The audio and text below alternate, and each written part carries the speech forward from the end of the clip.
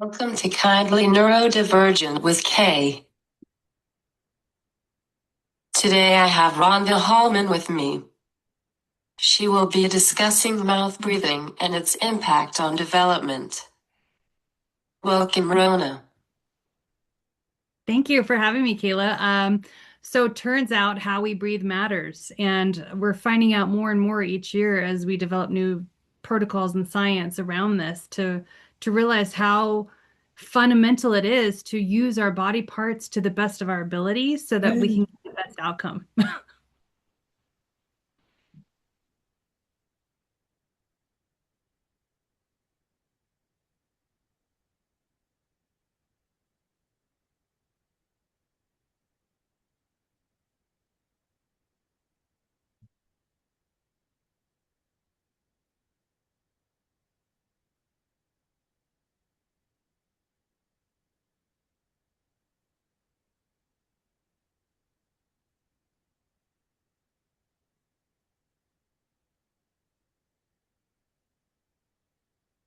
I have dysphagia, so I will find this interesting. Yeah, a lot of people don't realize that dysphagia or swallowing difficulties are connected directly to the tongue. And so, what a lot of people don't realize is that as you mouth breathe, the muscles in your tongue, there's eight of them, they will start to atrophy. And so, everybody wonders, and we're still not quite there yet, but we wonder which one came first. Was it the mouth breathing because you couldn't breathe through your nose, or was it mouth breathing because the muscles in the mouth were strong? They're not, they weren't strong enough to support nasal breathing. And so a lot of people will realize, especially after the age of 30, Kayla, there is a 3 to 5% decrease of overall muscle tone every decade. So a lot of people will tell me, I used to breathe okay when I slept, and now it just keeps getting worse. I'm snoring more, I'm drooling more, I'm grinding my teeth more. And I'm like, well, as you age, you're losing what you really never had optimized in the first place, which is the ability to use the eight muscles inside your mouth that they move food, they move saliva, they help you articulate and speak. And there's so many things that people are just looking past when especially like we're talking about neurodivergence, right? And so ADHD like symptoms, I experienced that as a child. I was tired and wired, and I wasn't getting good oxygenation to my brain. So my body was just adapting, right? Because it's this human body is amazing. It adapts. It really is. Like we can make it do a lot of things that we never thought it could do. And it could also take out a bunch of systems in order to get the primary systems running, which is to survive, right? And so a lot of people that mouth breathe or have poor sleep, they're just surviving. So my job is to help facilitate thriving. Like how can I make what you're living in work better? How can we make you swallow better so that you don't have to worry about choking on food or, because there's so much to it, right? Everybody's like, "Oh, you need to put on weight." I'm like, "No, you don't understand. It's scary. It is scary to swallow with the tongue in the shape that it's at." So I find all the tools, right, Kayla? I'm going out there and I'm looking at all these inventions and I'm like, how can this make your tongue stronger so that you can articulate better, you can be, very conscientious about swallowing and not being afraid of asphyxiation to be able to breathe properly, get your tongue out of your airway.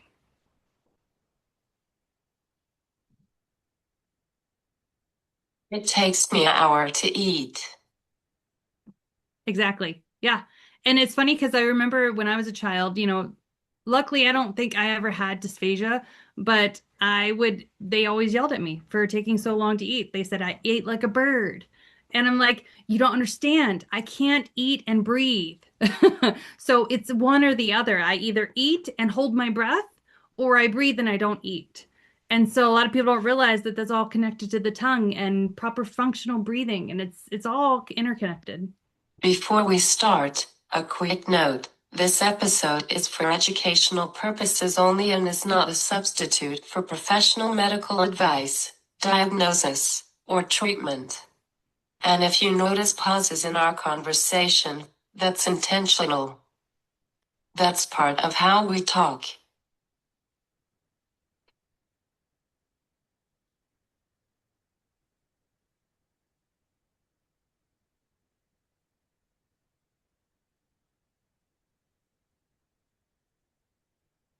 What is the airway? So the airway consists of all of the room from the tip of your nose into your lungs. That, I mean, if you're asking me what the airway is, it's all of those body parts combined. Mhm. Specifically, though, most people have issues with the upper airway. And so that's from usually the hypoglossus nerve, like the we're talking about the nose, we're talking about the all of the everything from like your I want to say your neck up. Okay. So we're not going down into the lungs. And the problem that people have with breathing right now and the difficulties that we're facing is because of epigenetics. So there's been a change, a significant change in our environment in the last 300 years. And so archaeologists are going through and they're looking at human skulls. There's a doctor in Chicago by the name of Kevin Boyd, and he's doing a lot of work discovering that because it was around the Industrial Revolution, right? So people started processing food differently, right? We started canning things and making it mushy. Mhm. And we're doing all these things that are not stimulating the bones of the face to grow forward. But what's behind the bones is the airway.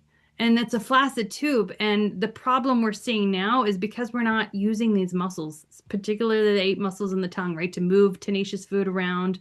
Or if we have conditions that enable us to be able to do that, the muscles themselves get weaker and that tube will collapse. So the airway is everything from your nose to your lungs, but the upper airway is what determines whether or not you can breathe easy while you sleep. I did not realize that the airway is so long.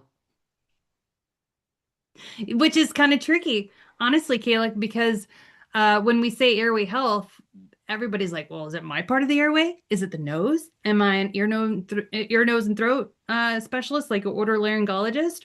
Or is it in the mouth? And I'm a dentist and I'm looking at the teeth and the space for the tongue. Or is it speech language pathology? I'm looking at how you swallow, right? We all have like the different categories. Or, is it an allergist, who's looking at the bronchi and the lungs? So I think it's really important that we bring everybody together. And that's kind of like what I do is like I'm the amalgamator. I try to show, okay, well, maybe it's in your nose, maybe it's behind your tongue, maybe it's in your lungs. Like let's find out where it is and then address it from its source.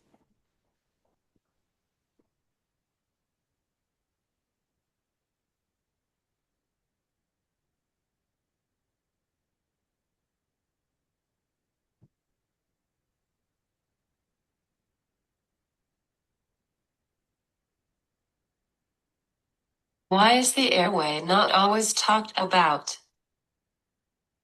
Okay, so we have a problem here. It is not in the curriculum in most doctorates. So physicians aren't looking at it. They don't even tell you to ask if your patient snores. You know what I mean? Like that should be standard. Like Yeah. like gauge on someone's health is like, do you struggle to breathe? Because if you guys don't know, snoring alone is a sign. It's an audible sign that you are having a hard time getting air in and out of your body. And so then dentists are like, we're learning now, right?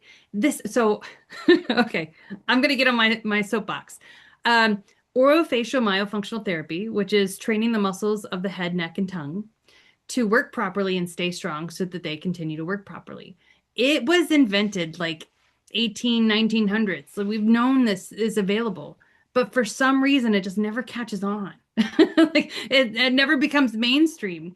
And everybody's like nefarious, right? Oh, it's the orthodontist. As soon as they, band together and had like their group, they were able to silence the people talking about why teeth are crooked because the bones in the face didn't grow all the way to fit the teeth. And then it's been there. But because it's behavior modification, honestly, I think is the reason it is not talked about enough. Because it is easy for me to go to the doctor and say, hey, doc, this hurts. And they say, hey, Rhonda, take this pill. And I'm like, thanks, doc. Bye. Mm. Instead of, hey, doc, this hurts. Doc saying, I wonder why that hurts. Let's look at how you're using your body. Oh, you're using your body wrong. Let's fix this. Oh, okay. Well, what do I have to do? Well, you have to change the things you do for 6 to 8 months. I don't want to do that. Where's the pill? Yeah. And so that becomes the more popular option, right? And we see this in airway health because we know the tongue is the main obstructor when we're trying to breathe. So they've got stimulators for the tongue now. One's called Inspire. It is a almost like a pacemaker for your tongue. So it has a little box in your chest and it has a little stimulator goes up into your into your tongue. And when the body senses that it's dropping in oxygen, it will send a signal to shock your tongue forward. They've got UPPs, which is basically the ENT will go in there and they take off as many pieces of soft tissue behind your tongue as they can. So they'll like take your adenoids and tonsils and uvula and they'll just shave everything down. And you're like, okay, we've taken out all the floppy bits that are choking you. But it doesn't work that way. Like eventually, because we didn't treat the overbreathing and the dysfunctional breathing, everything gets swollen and floppy again, and then you end up in this cycle. What are the physical sensations associated with poor airway function or chronic mouth breathing? Okay, so physical sensations. We're looking at well, sleep. I think sleep is the best thing because a lot of people don't realize that what we do during the day dictates how we sleep and breathe at night. So I always look at your sleep. Do you wake up tired? That's a really good indicator that you have an upper airway problem or you have poor airway health. Do you wake up with a dry mouth? You know, do you wake up several times a night to use the bathroom? Do you toss and turn? Do you sweat at night? Do you snore?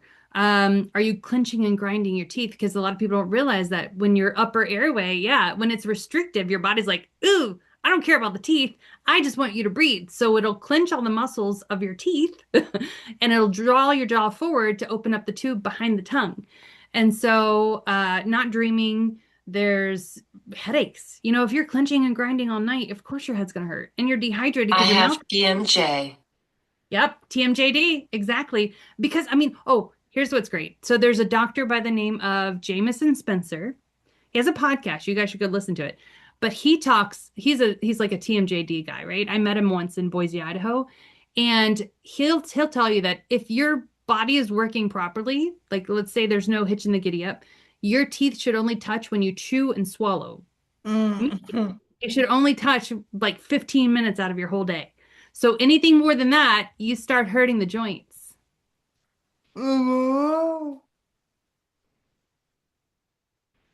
And then you're like, well, what can I do to make the joints feel better? That's cranial massage, cranial psychotherapy, getting your tongue stronger so it acts like a natural splint to keep the jaw apart. How might this affect body awareness, sensory processing, or energy levels? Oh my goodness. Okay, so here's the thing. If I'm a kid and I can't breathe at night, I'm going to wake up tired, right? I'm going to be that kid that doesn't want to get out of bed. And then by the end of the day, I'm running around because I am so tired. If I don't move my body, I am going to fall asleep. And that is the enemy. We don't want to fall asleep, right? And so this is where the ADHD, neurodivergent stuff comes in because your brain is not getting the proper oxygen and it's going to prioritize keeping you awake, right? And so for adults, it kind of morphs. I love to say this, like you don't grow out of an airway health problem. You grow into it. You know what I mean? Like if this is something from everybody thinks it's developed. I'm like, no, no, no, no. It was always there. We just got worse because we got older and the compensations change and then the comorbidities change. But as adults, we look like brain fog, forgetfulness, short-term memory loss. Again, we're still in the ADHD. And you know, and it's interesting because ADHD, if you're diagnosed with it or some type of autism, I feel like you should be your own advocate and ask for a sleep screener, whether it's a sleep test in a lab, have your sleep doctor just give you a home test. And a lot of people are getting desperate and they're going to airway dentist and they're getting sleep tests from the airway dentist and saying, hey, MD, look at this paper. Like I know that you know, this is a test that I took and it's clinically significant. I can't breathe at night. Here's proof. Let's attack this part of the problem and see what else gets better in our brain. Is it present at birth? Yes. Okay. So again, Dr. Kevin Boyd and there's another female dentist in Chicago. They're both working on this, but they're seeing retrognathia, which is like the jaw being set back, showing that the tongue isn't staying on the roof of the mouth. in utero. And so these babies are coming out with an anatomically smaller upper airway from the get-go. And they're even linking it to mom's sleep disorder breathing. So if mom can't get good oxygen, then the fetus can't get good oxygen, and then that affects development. Like it's this vicious cycle. And that's what the hardest part, Kayla, is because there's no one cause and we can't pinpoint it. All we can do is talk about early intervention and treatment options and how to make what you have work better. I think that's maybe the reason it's not talked about too. I mean, if you think about it, like if I can't offer you a cause, how can I really give you a defined solution? I did this. I had LASIK in 2020, and I asked my ophthalmologist, I said, what caused my bad vision? Like, why couldn't I see? Like, I couldn't see far away, like since I was a kid. And he's like, yeah, I don't know. Like, your whole profession is helping people see better, but you can't tell me why I couldn't see in the first place. That, I mean, that's one of the things where it's like, how can I offer a solution if I can't tell you exactly when it happened? Mm. What do you do as the Airway coach? I help people with behavior modification. I do that thing that the doctors can't do, right? So they can prescribe you a pill, and I can prescribe you behavior modification. I can tell you what you can do to change the way you breathe while you sleep. And that comes with getting the muscles of the upper airway stronger, right? So they can hold open that tube. I work with slowing down the nasal breathing. A lot of people don't realize that you have to breathe for your metabolic need. It's kind of like if I can hear my breathing when I'm just sitting here and I'm not doing anything and I'm watching TV or scrolling, there's no reason my breath should be audible. Like I'm not using my body. And so I try to train people to slow down the breath. And my primary way of doing that is with Buteyko breathing. It's Buteyko. And it's an exercise to build up your CO2 tolerance and slow down the breathing. A lot of people don't realize that CO2 is necessary to get the oxygen in your cells. And what they do is when you mouth breathe, you offload all the CO2. Think about it, Kayla. If somebody's having a panic attack, the first thing they do is they offer them a bag. And you're supposed to breathe in and out of this bag. And that's supposed to calm down your breathing. Well, it's not calming down your mind. What it's doing is it's putting the CO2 back in your body that you lost. As soon as you start that erratic breathing, boom, you lower your CO2 levels, you have to breathe more, and you get stuck in this like asthmatic problem. And so breathing in the bag helps you regulate your CO2. So the exhale through your nose should always be longer than your inhale if you want to keep the gases steady.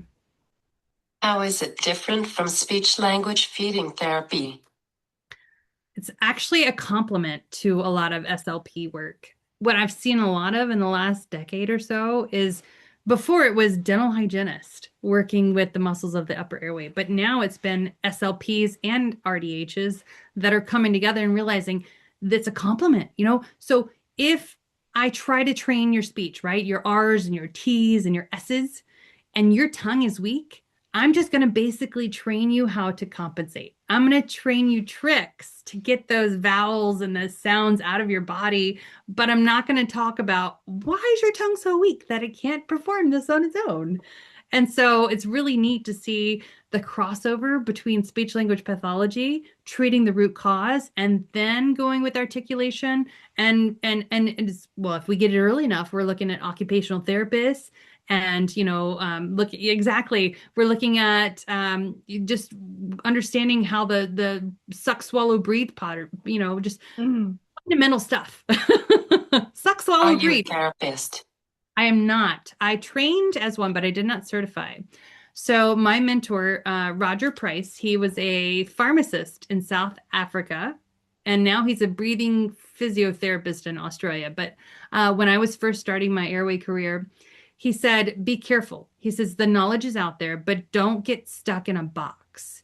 So what happens is if you certify in certain things, they'll say it's outside your scope of practice to be talking about this thing. So if What is the difference between a therapist and a consultant,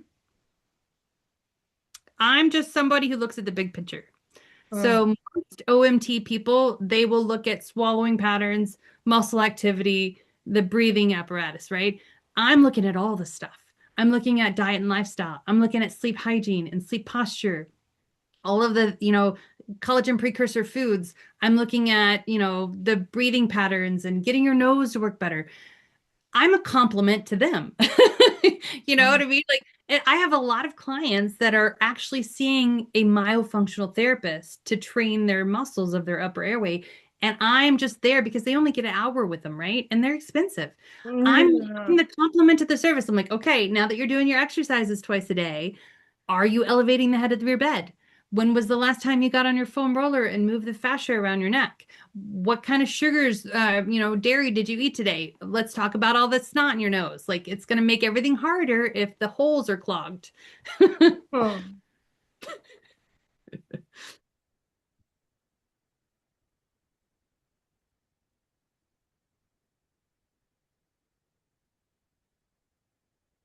Could these issues manifest as meltdowns, shutdowns, or burnout?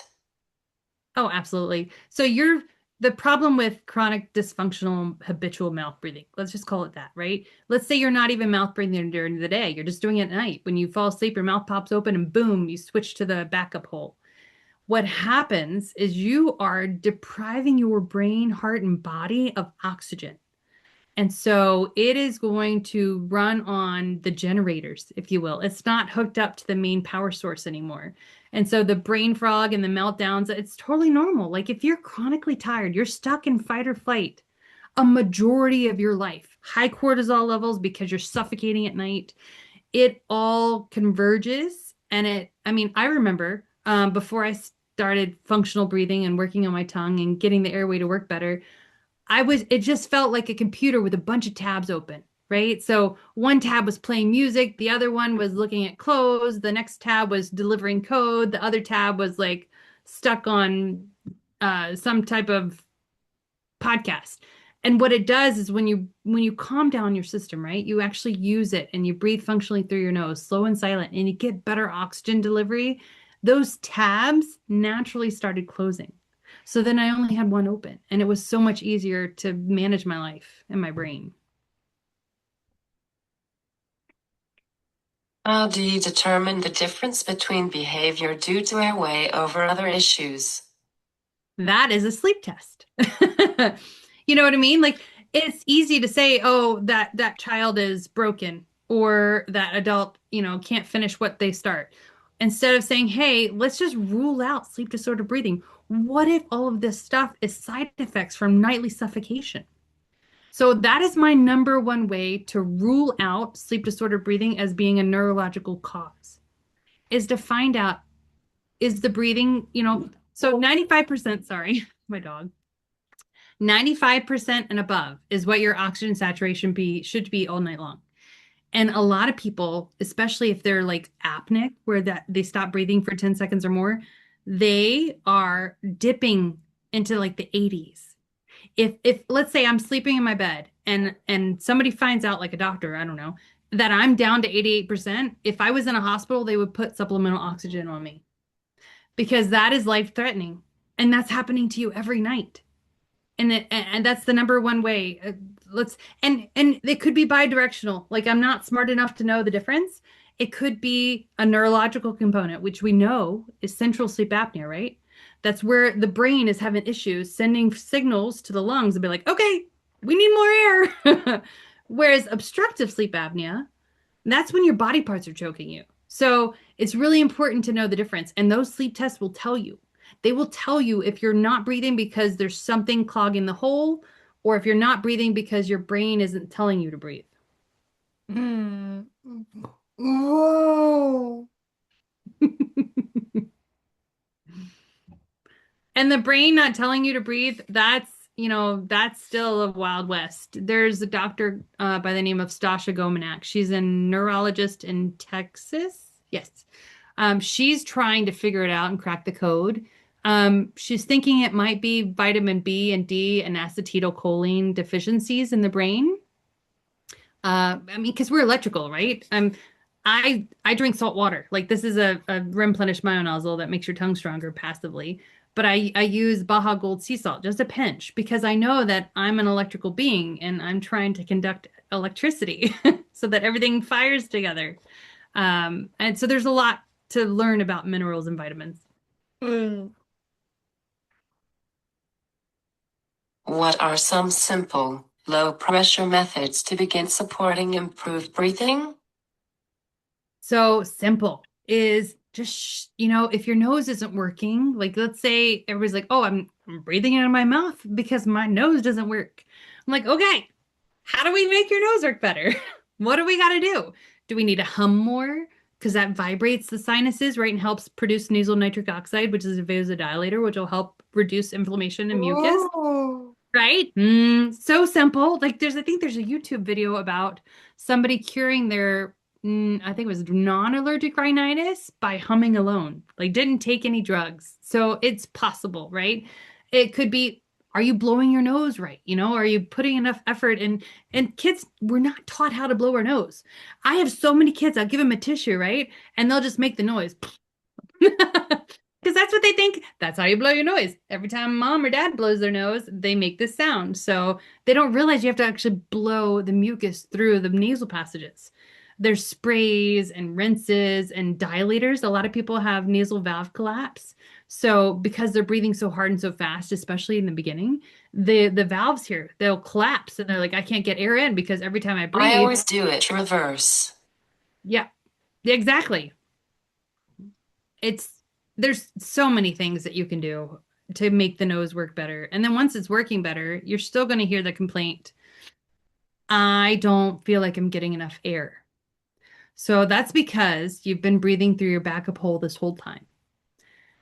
The mouth does nothing for air filtration. It doesn't get the air warm, it doesn't filter it, it doesn't slow it down, it doesn't moisturize it. It literally just sends yucky, dirty air straight into your lungs. And of course you're gonna have problems if you put bad fuel in the car, right?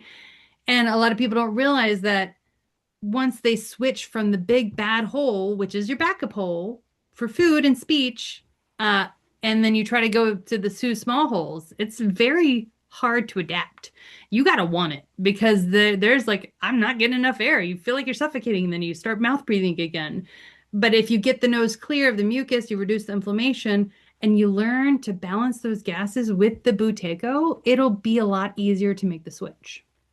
I always breathe in rather than out. You always breathe. I always breathe in rather than out. Hmm.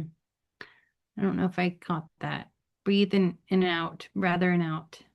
Hmm.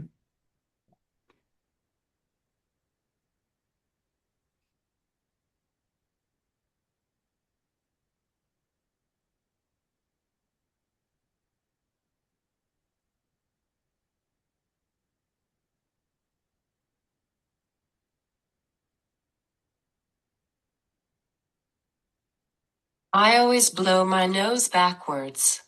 Okay. So you suck it in like that. Is that okay? Yeah, so we don't want to do that, you guys. So what happens is in order for me to suck the mucus in, I have to overbreathe. And the whole goal is to make our breathing slower and lighter.